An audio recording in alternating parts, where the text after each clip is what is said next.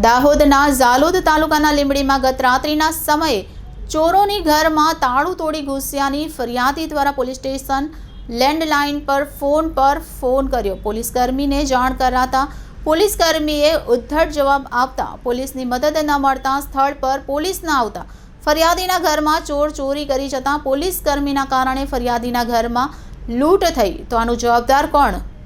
લીંબડીના Jhalod road પર મકાનમાં ચોર ઘૂસ્યા. તેના ઘર માલિકને સીસીટીવી ફૂટેજના આધારે જોવા મળતા 6 થી 7 જેટલા અજાણ્યા ઈસમો ઘરમાં ઘૂસ્યા હતા. ઘરના મેઇન દરવાજાથી લોક તોડી ઘરમાં ઘૂસ્યા હતા. ચોર ઘરમાં ઘૂસતા ઘર માલિકે લીંબડી પોલીસ મથકમાં મદદ માટે ફોન કર્યો. તેની ઓડિયો ક્લિપ પણ મળે છે અને જાણ કરી છે. લીંબડી પોલીસ મથકના પોલીસકર્મીએ ઉદ્ધતભર્યો જવાબ આપ્યો. તો લીંબડી પોલીસ સ્ટેશનના લેન્ડલાઇન નંબર ઉપર ફોન કરવા છતાં કહે છે તમે બીજે ફોન કર્યો.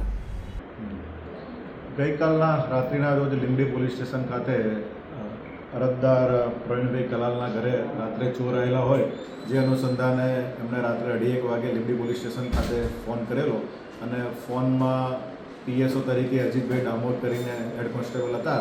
એમને ફોન પર જે અરજદારને છે રિસ્પોન્સ બરાબર રીતે આપેલો નહીં અને એમની સાથે મિસબિહેવ કરેલું અને એમના ઘરે ચોર આવેલા છતાં તેમણે પણ કોઈપણ જાતની કોઈ કાર્યવાહી કરેલ નહીં.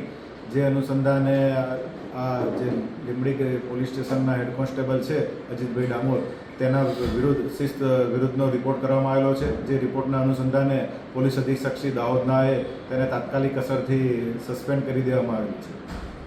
સર, ચોરીમાં કેટલો મુદ્દામાલ ગયો હોય? ચોરીની ફરિયાદ હાલ દાખલ થયેલી પ્રવીણભાઈ કલાલની ફરિયાદના આધારે આશરે લગભગ 25,000 જેટલાનો મુદ્દામાલની ચોરી થયેલી છે.